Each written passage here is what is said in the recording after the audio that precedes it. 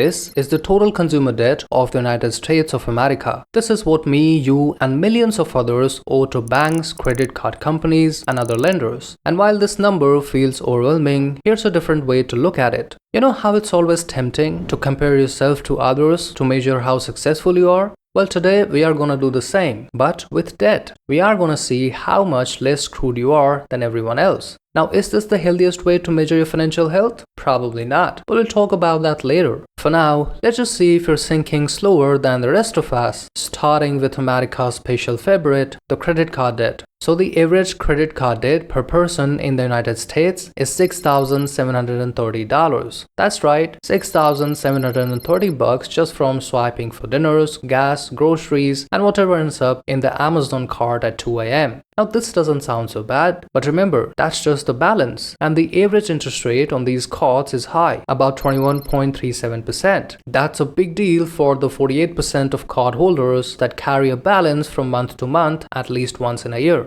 So if you spent $6,730 on a vacation to Hawaii and took 1 year to pay it off, you'd end up paying $7,534 in total. That's around $804 in interest alone. And if you only paid the minimum, which is usually about 5% of the balance, it could take you more than 2 years and cost you over $1,600 in interest alone. That's crazy. But do you want to hear something even crazier? Well, more than 47% of cardholders have no clue what their credit card APR is. And yet, many of these same people use credit cards to chase rewards like airline miles, cashbacks, or hotel points, thinking of it as a smart move. But what they don't realize is that they're often paying more in interest than those perks are worth. It's like someone took you on an all-paid trip using your own money. Now let's talk a little about student loan, which stands at an average of $35,208. It's often labeled as good debt, and it certainly is, but only if you major in fields like engineering, computer science, economics, and nursing, which can pay off big with lifetime gains north of $500,000. But on the flip side, 68% of programs in visual arts and music actually leave graduates financially worse off. According to a study, nearly 1/3 of students are in programs that offer no financial return on investment. That means 31% of students are paying tens of thousands of dollars for degrees that don't pay off. And it gets worse with grad school. About 43% of master's degrees don't deliver a positive return either. And what's even more shocking is that 2.8 million federal student loan borrowers are 62 or older, carrying a combined debt of $121.5 billion.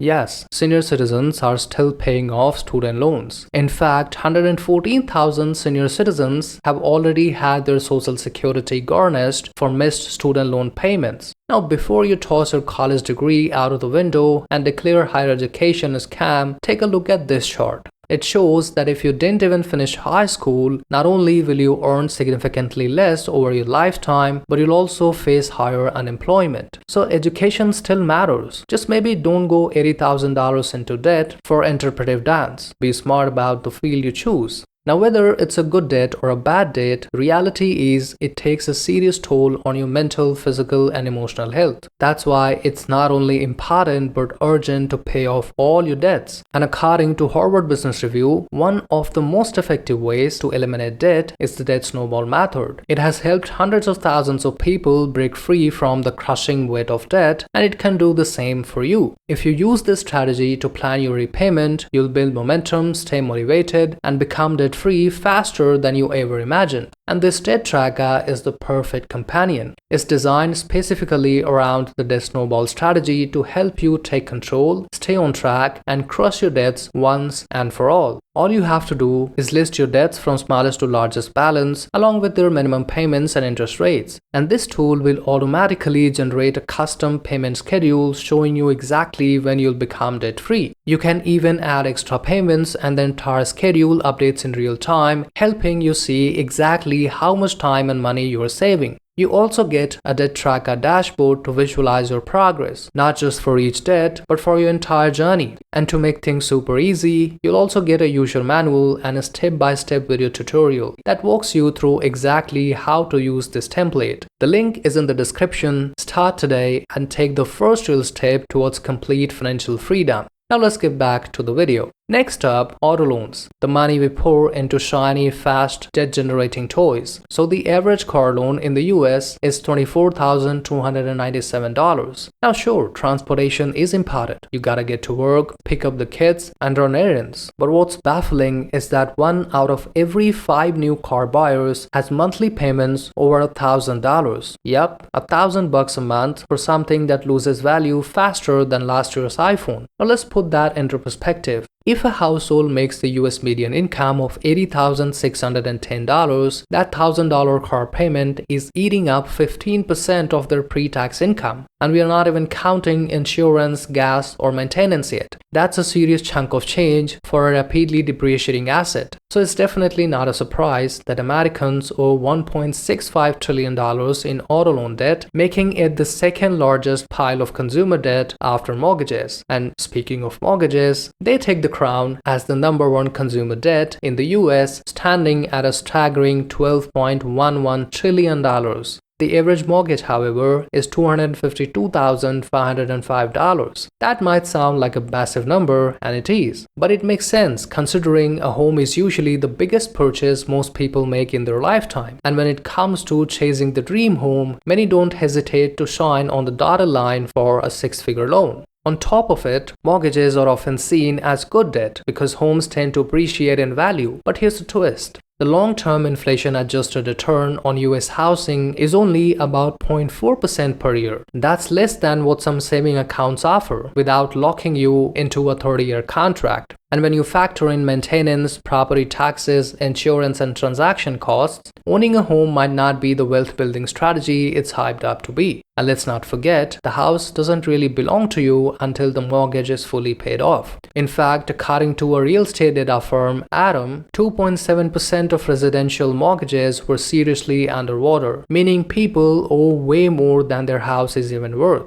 And that's exactly why the renting versus buying debate never seems to end. Because for many, the housing market feels like one giant overinflated balloon just waiting for a sharp pin. What do you think? Is owning a home still the American dream or just an expensive illusion? Drop your thoughts in the comments. I'd genuinely love to hear them. Now, can you guess how much the average American owes when you combine all types of debts except mortgages? Here are your options.